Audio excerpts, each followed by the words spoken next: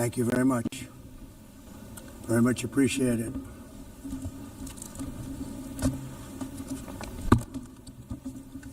And I don't mind making this speech without a teleprompter, because the teleprompter is not working. I feel very happy to be up here with you nevertheless, and that way you speak more from the heart. I can only say that whoever's operating this teleprompter is in big trouble.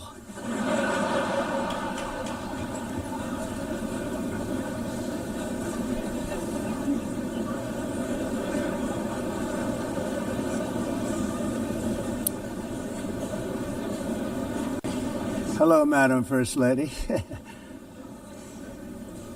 Thank you very much for being here.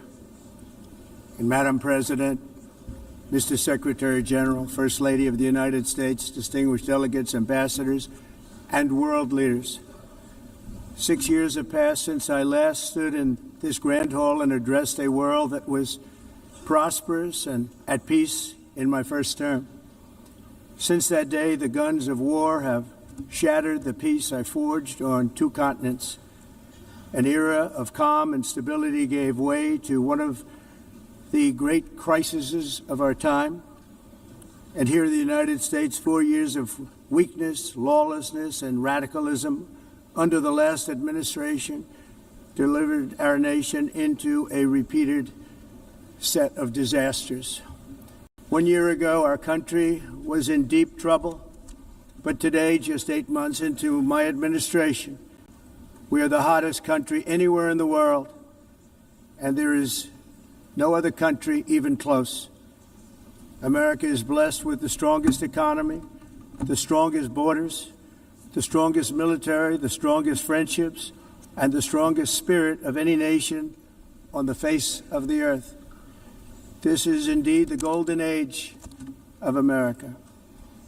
We are rapidly reversing the economic calamity we inherited from the previous administration, including ruinous price increases and record-setting inflation like we've never had before. Under my leadership, energy costs are down, gasoline prices are down, grocery prices are down, mortgage rates are down, and inflation has been defeated. The only thing that's up is the stock market, which just hit a record high. In fact, it hit a record high 48 times in the last short period of time. Growth is surging, manufacturing is booming. The stock market, as I said, is doing better than it's ever done. And all of you in this room benefit by that, almost everybody. And importantly, workers' wages are rising at the fastest pace in more than 60 years. And that's what it's all about, isn't it? In 4 years of President Biden, we had less than $1 trillion of new investment into the United States. In just 8 months since I took office, we have secured commitments and money already paid for $17 trillion. Think of it, 4 years, less than $1 trillion, 8 months, much more than $17 trillion is being invested in the United States, and it's now pouring in from all parts of the world. We've implemented the largest tax cuts in American history and the largest regulation cuts in American history, making this once and again the best country on earth to do business. And many of the people in this room are investing in America, and it's turned out to be an awfully good investment during this 8-month period. In my first term, I built the greatest economy in the history of the world. We had the best economy ever, history of the world. And I'm doing the same thing again, but this time it's actually much bigger and even better. The numbers far surpass my record-setting first term. On our southern border, we have successfully repelled a colossal invasion. And for the last 4 months, and that's 4 months in a row, the number of illegal aliens admitted and entering our country has been 0. Hard to believe. Because if you look back just a year ago, it was millions and millions of people pouring in from all over the world, from prisons, from mental institutions, drug dealers. All over the world they came. They just poured into our country with the ridiculous open border policy of the Biden administration. Our message is very simple. If you come illegally into the United States, you're going to jail, or you're going back to where you came from, or perhaps even further than that. You know what that means.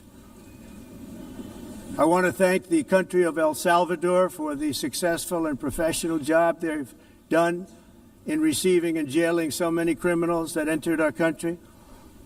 And it was under the previous administration that the number became record-setting, and they're all being taken out.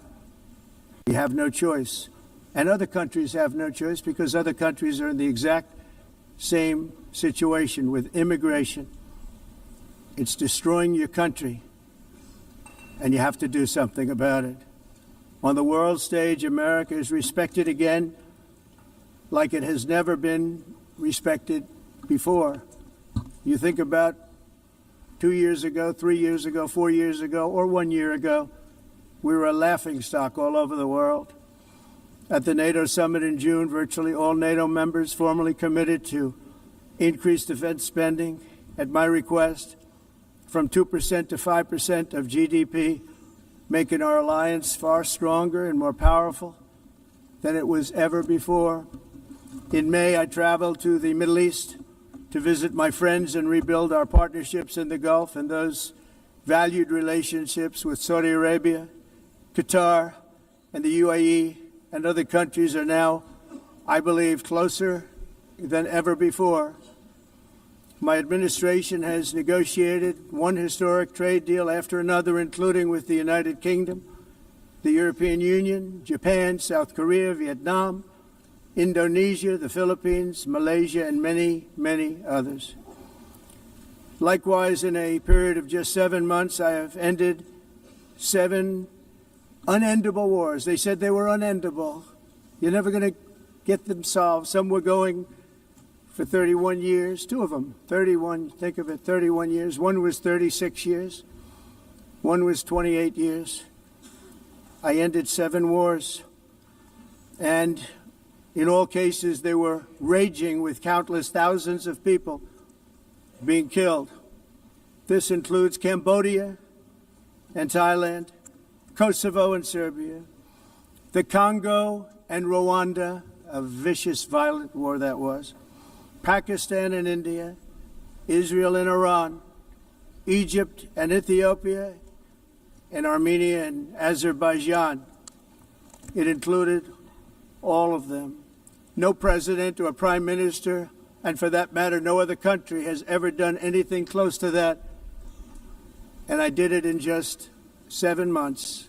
It's never happened before. There's never been anything like that. I'm very honored to have done it.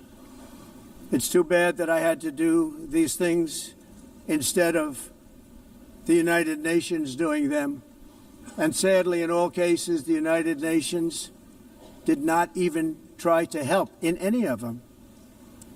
I ended 7 wars, dealt with the leaders of each and every one of these countries, and never even received a phone call from the United Nations offering to help in finalizing the deal.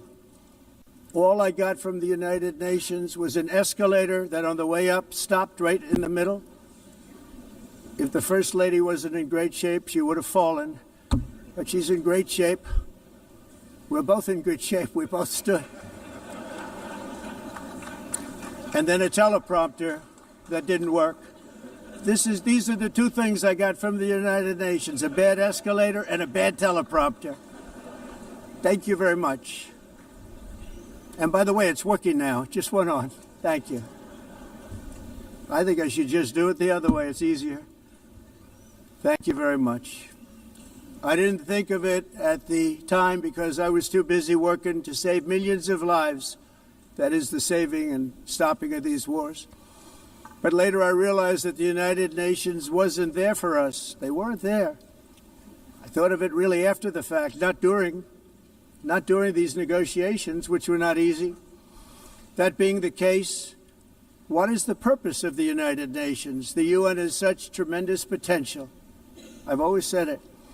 It has such tremendous, tremendous potential, but it's not even coming close to living up to that potential. For the most part, at least for now, all they seem to do is write a really strongly worded letter and then never follow that letter up. It's empty words, and empty words don't solve war. The only thing that solves war and wars is action.